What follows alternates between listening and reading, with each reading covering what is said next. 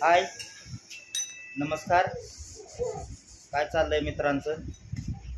झालं का मित्रांनो सर्वांचं जेवण? तर मित्रांनो झालंय आपलं पण जेवण. रातची होती मटकीचं कालवण केलं होतं. मटकीचं कालवण पिंकीनं सकाळी भात केला होता, म्हणल्यानंतर खाल्ला. मायरो तर काय, मायरो नंतर नाही जेवली बघा. मायरो अजून आजारी पडली. नीट पाहिजे ते आजारीच पडली बघा. दवाखान्यात ना आणली तरी मायरो जामच झाली बघा. तोंड सुकलंय, खायला पेना. वडापाव आणलं तर मलाच खायला लावलं रात्री. यांनी वडापाव खाल्ला नाही म्हणून परत म्हणलं आणतच नाही तुम्हाला काय म्हणलं. दोन वडापाव आणा. आता नाही काय, आता नाही वडापाव नाही, चॉकलेट नाही, काय नाही. गरम तर भरपूर होत आहे बघा. पिझ्झा पिझ्झा पिझ्झा म्हणायचं, पिझ्झा येतो.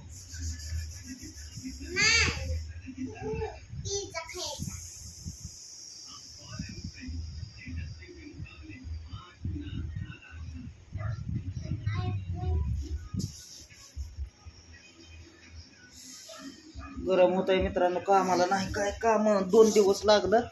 परत त्याला काय काम नाही काय नाही बघा. बघावं लागलं आता कुठं नाही कुठं तरी काम.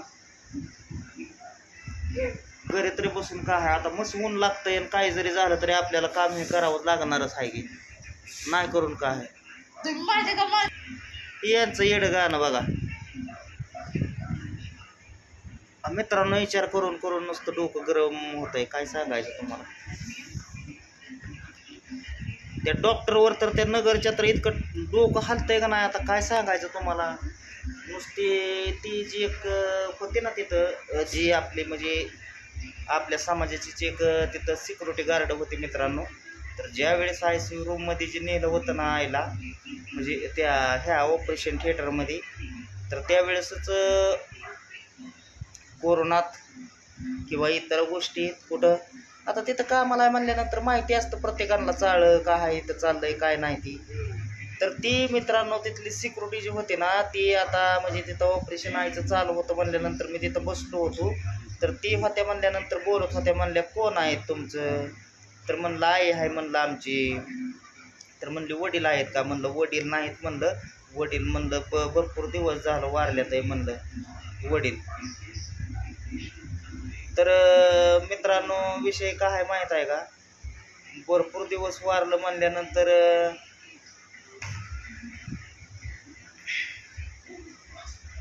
आता मस्त वाईट वाटतंय आपल्याला. तर ती म्हणली की अहो इथं म्हणली आणायच नव्हतं पाहिजे म्हणली तुम्ही आईला.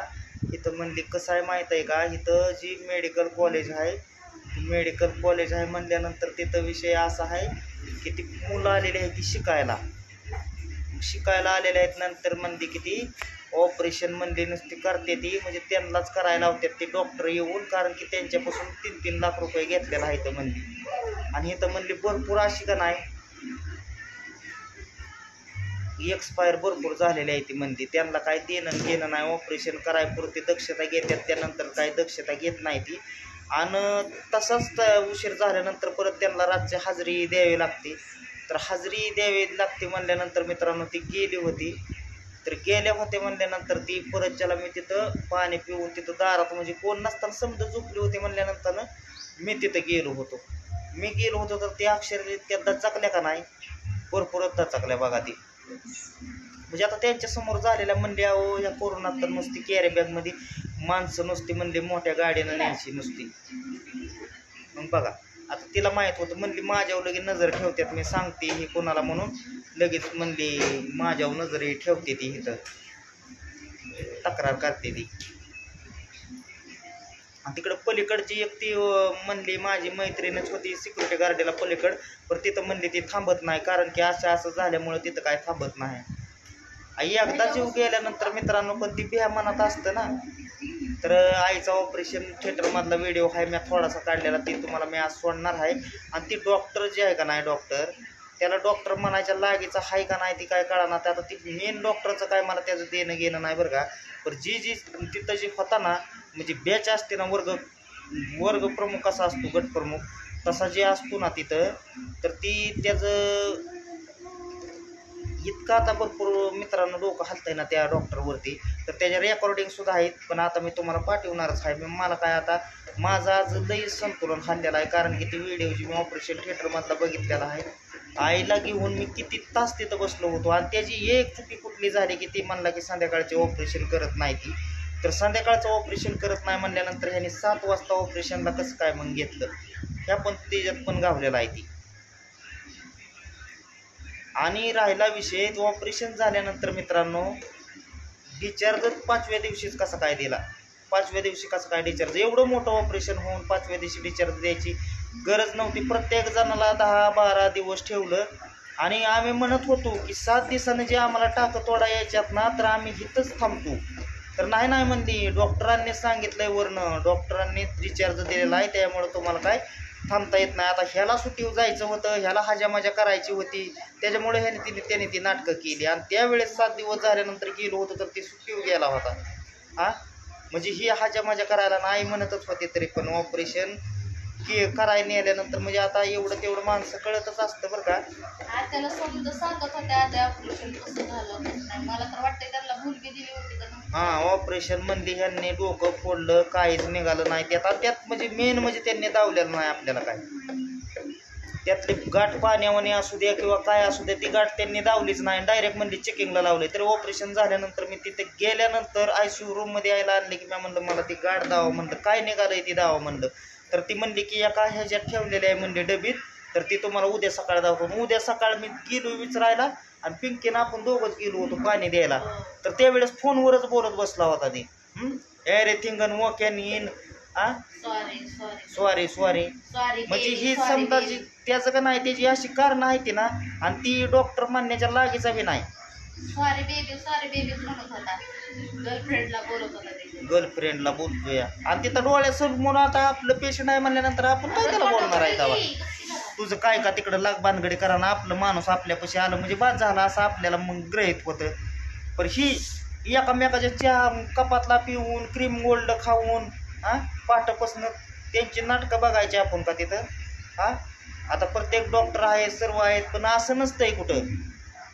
ती मेडिकल कॉलेज तिथं आहे ना, ती त्यांनी शिकाऊ पैसे दिलेले आहेत 3-3 लाख रुपये त्यांना.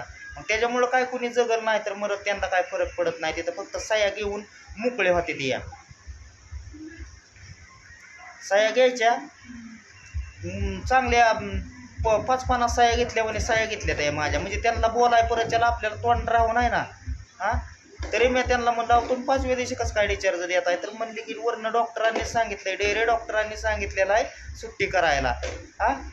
आणि किममध्ये बसवलं ते बसवलं, स्कीममध्ये बसवून त्याच्यावर पण पैसे त्या किममधलं पण शिल्लक राहिलं त्यांना. आणि विशेषमध्ये ऑपरेशन व्हायच्या अगोदर म्हणले की ह्याच्यावलं संपल तुमचं लिमिट संपल, परत फाईल कॅन्सल होईल. कशी काय होईल कॅन्सल म्हणजे ह्यांची समजी मेली बघतच की. तर असं त्याला असं वाटतंय नुसती चप्पल काढून तोंड त्याचा बडावा बरं का. पण भावा बहिणीनं मी एकदा का व्हायना तिथं जाणार की त्याला समोरासमोर भेटायला. त्याला सांगतो मग काय आहे ते की बाबा तू डॉक्टर झालाय पण एखाद्याच्या भावनाशी खेळू नको आणि एखाद्या माणसाची गरीब असते ती त्यांना लुबडून खाऊ नको. तू होशील लय मोठा डॉक्टर होशील. असा खुर्चीवर झोपणारा डॉक्टर आहे, बारका बी नाही डॉक्टर, ते असा खुर्चीवर झोपतोय असा उताना होऊन. ती डेरे डॉक्टर ती माझ्या समोर त्याला बोललेला आहे तर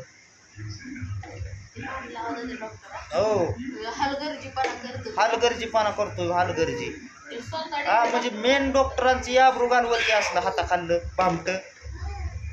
तर बघा मित्रांनो, आईचा जी व्हिडिओ आहे ती किती वाजेपर्यंत मी तिच्या बरे होतो ना, कुठं ऑपरेशन चालू होतं मी कुठं, आणि मी बाहेर बसलो होतो तिथं ऑपरेशन आतमध्ये चालून मी बाहेर बसलो होतो 3 वेळा. तर मी त्यातनं जाऊन मेडिसिन त्यांना दिलेलं आहे.